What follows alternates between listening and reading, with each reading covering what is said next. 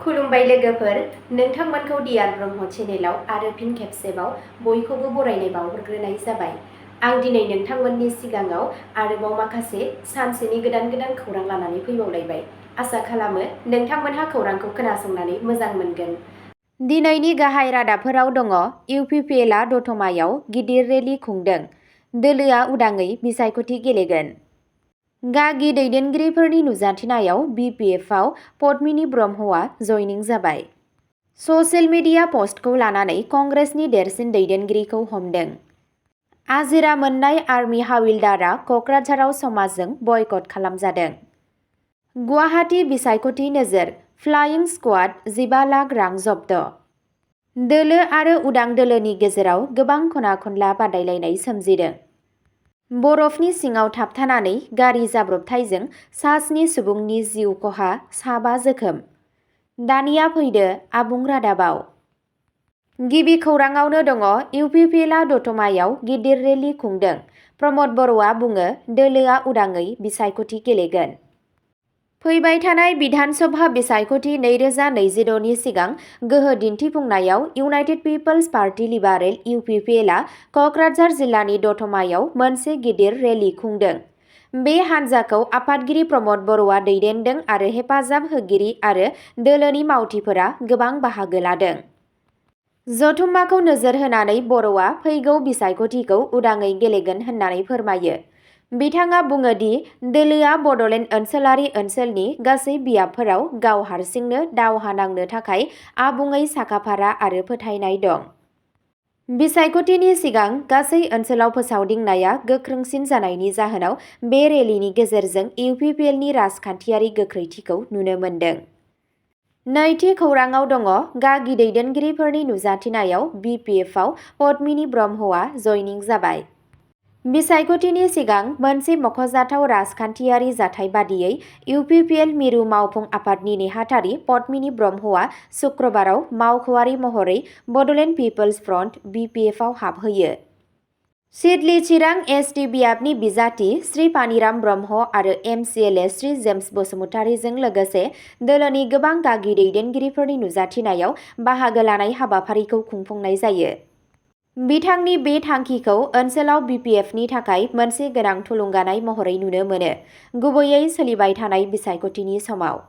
दोलोनि दैदेनगिरिफोरा बिथांखौ बरायदों आरो फोथायनाय फोरमायदों दि बिथांनि रोंगौथि आरो मददआ फैबाय थानाय बिसायख'थियाव दोलोनि थाथायखौ गोख्रों खालामगोन। थामथि खौराङाव दङ ससियेल मिडिया पस्टखौ लानानै कंग्रेसनि देरसिन दैदेनगिरिखौ हमदों। आसाम बिधान सभा बिसायख'थि 2026 नि सिगां मोनसे गिदिर राजखान्थियारि जाथायाव गिबि मन्थ्रि हिमन्त बिश्व शर्माखौ नोजोर होनानै ससियेल मिडिया पस्टनि दायाव तेजपुराव कंग्रेसनि सासे गागि दैदेनगिरिखौ खायो। खौरां मोन्नाय बादिब्ला बे दान्थे-बिदान्थे गोनां पस्टनि सायाव अजद होनायनि उनाव दैदेनगिरिखौ पुलिसआ गावनि आवथायाव लायो। बिबानगिरिफोरा बुंदों दि बे आयदाया सोंखारिजाथाव आरो बिसायख'थिनि समाव रायजो-राजानि आब्रुथिखौ गाज्रि खालामनो हागौ। पुलिसआ जाथायनि सायाव नायबिजिरनायखौ जागायदों आरो आयेन बादियै आयेननि राहा लानाय जादों। बे जाथाया राजखान्थियारि फिनजाथाय सोमजिहोदों, जेराव गासै हादोरसायाव बिसायख'थि फोसावदिंनाया सोलिगासिनो थानायनि जाहोनाव दान्थे-बिदान्थे गोख्रों जानो हागौ। ब्रैथि खौराङाव दङ आजिरा मोननाय आर्मि हाविलदारआ क'क्राझाराव समाजजों बयकट खालामजादों। खौरां मोन्नाय बादिब्ला क'क्राझार जिल्लानि मोनसे सोमोनांथाव जाथायाव सासे आजिरा मोननाय आर्मि हाविलदारखौ गामिनि सुबुंफोरा समाजारि महरै एरख'नाय जादों। गोबां बोसोर हादोरखौ सिबिनाय बारग' रौनियाया जायगानि सुबुंफोरा लानाय थिरांथानि उनाव एरख'जानायनि मोगा-मोगि जानो गोनां जादों। खौरां मोन्नाय बादिब्ला बिथांनि न'आव सोरबाफोर थाङोब्ला एबा फैयोब्ला 5,001 रां जरिमाना होनो नांगोन। अजद होनाय बादिब्ला नखरनि गुदि गोनांथिफोरखौ नेवसिगारनाय जादों, जायनि थाखाय बिसोरनि जेंनाया बांबोगासिनो दं। बे जाथाया समाजारि न्याय आरो सुबुं मोनथायनि सायाव गोख्रों जिंगा सिखांहोदों। बिबानगिरिफोरा राहा लागोन होननानै मिजिंथिनाय जादों आरो बे आयदानि सायाव रायजोनाङैनो गोख्रों फिनजाथाय जानो हागौ। बाथि खौराङाव दङ गुवाहाटी बिसायख'थि नोजोर फ्लाइं स्क्वाडआ 15 लाख रां जब्द। मोनसे गिदिर खामानियाव बिसायख'थि बिबानगिरिफोरा चेकिं अपारेशननि समाव 15 लाख रांसो नोगोद रां जब्द खालामदों। बे रांखौ सरासनस्रा नोजोर लाखिनायनि समाव फ्लाइंग स्क्वाडआ बोखांनो हायो। मावख'गिरिफोरा फोरमायनाय बादिब्ला नोगोद रांनि हिसाब गैयामोन आरो नायबिजिरनाय समाव जेबो थि फोरमान बिलाइ गथायनाय जायाखैमोन। जब्द खालामनाय रांखौ आरोबाव नायबिजिरनो थाखाय फ्लाइंग स्क्वाडनो गथायना होनाय जादों।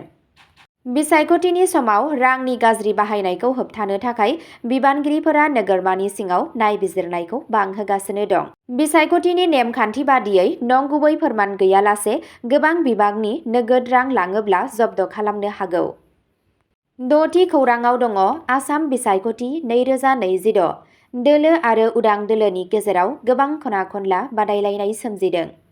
आसाम बिधानसभा बिसायख'थि 2026आव राजखान्थि दोलो आरो उदां बिजाथिफोरनि गेजेराव गोख्रों आरो बादायलु दावहा नुनो मोननाय जादों।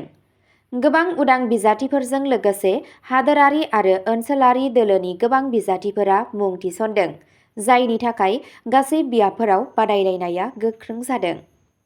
बिजेपि, कंग्रेस आरो ओनसोलारि हान्जाफोर बायदि गाहाय दोलोफोरा गोख्रोङै बिसायख'थि गेलेगासिनो दं। फारसेथिं उदां बिजाथिफोराबो गोहोम खोख्लैनो नाजागासिनो दं। बिसायख'थि मावख'गिरिफोरा नायबिजिरखांनायनि उनाव गोबां मुं थिसननायखौ आजावनाय जादों होननानै फोरमायो। बांसिन मासिफोराव गोबां बिजाथिफोर थानायनि थाखाय बे बिसायख'थियाव भटारफोरनि आखायाव गुबुन गुबुन सायख'नाय थागोन। बिसायख'थि फोसावदिंनाया दा गोख्रोङै सोलिगासिनो दं आरो बिसायख'थिनि सिगां हादोरसायाव राजखान्थियारि हाबाफारिफोरा बांबोगासिनो दं। स्निथि खौराङाव दङ बरफनि सिङाव थाबथानानै गारि जाब्रबथायजों सा 7 सुबुंनि जिउ खहा, 7 जोखोम।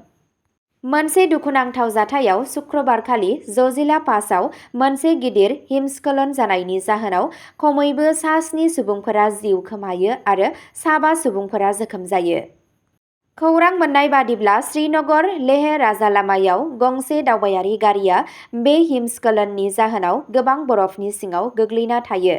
हरखाबनो बरफ गोग्लैनायनि जाहोनाव गोबां गारिफोराबो थाबथानानै दंमोन। पुलिस आरो डिजास्टार रेसपन्स फर्सजों लोगोसे रैखाथि हान्जाफोरा जाथाय जायगायाव सौहैयो आरो जोखोम जानाय सुबुंफोरखौ रैखा खालामनो आरो गोथै सह'फोरखौ बोखांनो थाखाय अपारेशन जागायदों। जोखोम जानाय सुबुंफोरखौ खाथिनि देहा फाहामसालियाव लांनाय जादों। बे जाथाया जम्मु काश्मीरखौ लाद्दाखजों फोनांजाबग्रा गोनांथार राजालामायाव हान्था मेलाखौबो हेंथा होदों। बिबानगिरिफोरा रैखाथि आरो क्लियारेन्स खामानिया सोलिगासिनो दं। अब्ला दिनैनि भिडिअ'आ एसेनोसै। गोजोन्थों।